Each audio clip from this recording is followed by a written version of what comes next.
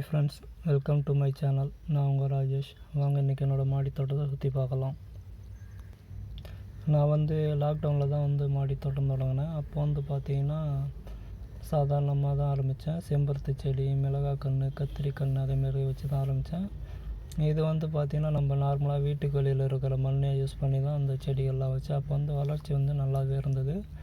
அப்புறம் பார்த்திங்கன்னா மாட்டோட தொழு உரம் யூஸ் பண்ணேன். அது நல்லா இருந்தது. அப்புறம் இலைகளை மக்க வச்சு அது உரமாக கொடுத்துருந்தேன். அதுவும் நல்லா இருந்தது.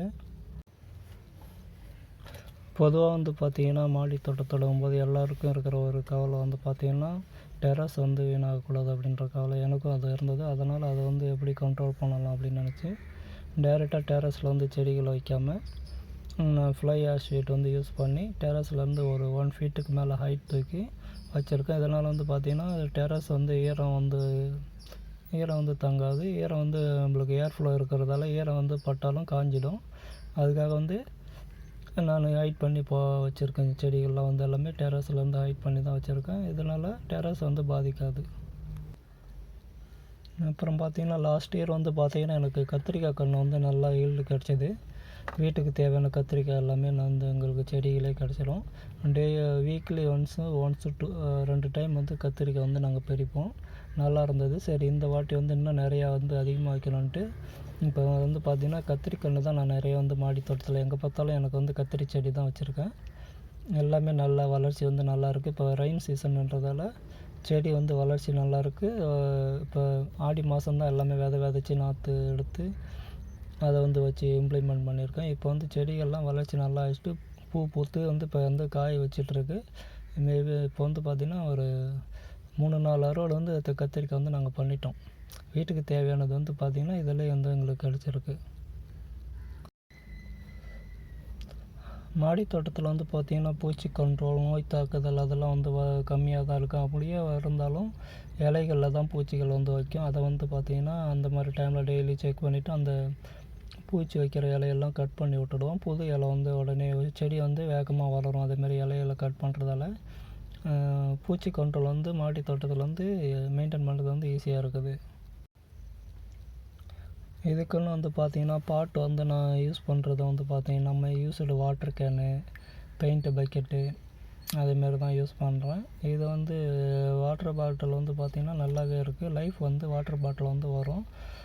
வேறு ஏதாவது யூஸ் பண்ணுறத விட வாட்டர் பாட்டில் யூஸ் பண்ணுறதா லைஃப் வரும். நம்மளுக்கு செடிகள் வளர்ச்சிக்கு போதுமான அளவு இப்போ நார்மலாக பார்த்திங்கன்னா கத்திரிக்கன்று, மிளகாய் கன்று அதுக்கெல்லாம் அதை வேர்கள் அந்த அளவுக்கு வளர்ச்சி இருக்காது. வேர்கள் சிறிய லெவல் இடத்துல தான் இருக்கும். அதனால் கத்திரிக்கன்றுக்கு மிளகாய் செடியை பொறுத்தவரையிலையும் இதேமாரி அந்த water can, used water can போதுமானதாக இருக்கும்.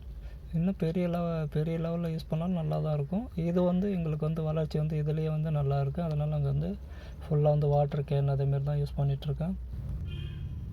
அப்புறம் பராமரிப்புன்னு பார்த்திங்கன்னா காலையில் ஈவினிங் 2 வேளையும் நான் செடிங்களுக்கு தண்ணி ஊற்றுவோம். ஏன்னா வெயில் அதிகமாக இருக்கும்போது பார்த்திங்கன்னா மாடி தோட்டத்தில் தண்ணி உடனே ஈரப்பதம் உடனே காஞ்சிடும்.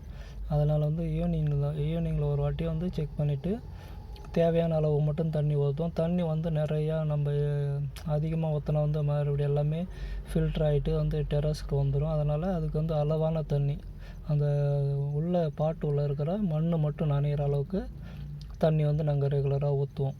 காலையில் ஊற்றும் போது அதேமாரி தான் தண்ணி ஊற்றும்போது ஃபில்ட்ரு ஆகிட்டு கீழே வராத அளவுக்கு தான் செடிகள் ஒரு 1/2 லிட்டர் அதேமாரி எல்லா செடிங்களுக்கு ஊற்றுவோம். அப்புறம் தண்ணி ஃப்ரே பண்ணி விடுவோம். செடிங்களுக்கு ஃப்ரே பண்ணோன்னா அது ஃபுல்லாக சாயில் ஃபுல்லாகவே ஈரமாகிடும். அப்போனால செடிகள் வெயிலில் வாடாத இருக்கும். இது பார்த்திங்கன்னா ரெகுலராக நம்மளுக்கு பராமரிக்கிறோம். இதுக்கு இது கூட டைம் ஸ்பெண்ட் பண்ணுறோம். நம்மளுக்கு ஒரு என்டர்டைன்மெண்ட்டாகவும் இருக்குது. நம்மளுக்கு ஒரு நல்ல ரிலாக்ஸேஷன் கிடைக்கிது. டெய்லி காலையில் செடிகளை பார்க்குறது, அதை அதை கவனிக்கிறது, அது எப்படி இருக்குது, எப்படி வளர்ச்சி இருக்குது, ஏதாவது பூச்சி தாக்குதல் இருக்கா, மண்ணில் ஏதாவது எறும்பு ஏதாவது வைக்குதா, அதேமாரி டெய்லியும் பார்க்குறதால நம்ம அதுக்குள்ளே டைம் ஸ்பெண்ட் பண்ணுறதால நல்லா ஒரு என்டர்டைன்மெண்ட்டாக ஜாலியாக இருக்குது எங்களுக்கு. நான் மட்டும் இல்லை, இதை என்னோடய அம்மாவும் பார்த்துக்குவாங்க. அப்புறம் என்னோடய பையன் எல்லாருமே யார் ஃப்ரீயாக இருக்கலாம். நான் வேலைக்கு போயிட்டேன்னா எங்கள் அம்மா பார்த்து சாலையில் எல்லாத்தையும் செடிக்கு தண்ணி ஊற்றுருவாங்க. ஈவினிங் டைமில் பார்த்திங்கன்னா நான் பார்த்துக்குவோம். அதேமாரி மாற்றி மாற்றி பார்த்துக்குவோம். எல்லாருமே பார்த்துக்குவோம். நல்லா ஒரு என்டர்டெயின்மெண்ட்டாக இருக்குது எங்களுக்கு. நம்ம இதேமாரி மாடித்தோட்டம் பராமரிக்கிறதால பசங்க வந்து நம்ம பார்க்கும்போது அவங்களுக்கும் வந்து அந்த ஆர்வம் வந்து அதிகமாக இருக்குது. அவங்க வந்து செடிகளை வந்து பார்த்துக்கிறது வந்து அவங்களும் வந்து நம்மளுக்கு சப்போர்ட் பண்ணுறாங்க. இது வந்து சிறிய அளவில் தொடங்கப்பட்ட இது தான். அதனால் வந்து ஒரு 3 இடத்துல மட்டும்தான் நான் வந்து மாடி தோட்டத்தில் வந்து வச்சுருக்கேன். அதுவும் ஆஷ் ஷீட்டில் வச்சு தான். ஒரு சில செடிகளை மட்டும் டைரெக்டாக வந்து தரையிலே வச்சுருப்பேன். அந்த வந்து பார்த்திங்கன்னா டெய்லி வந்து இடத்த வந்து மாற்றி மாற்றி வச்சுக்கிட்டே இருப்பேன். ஒரே இடத்துலையே வந்து செடிகள் வந்து இருக்காது.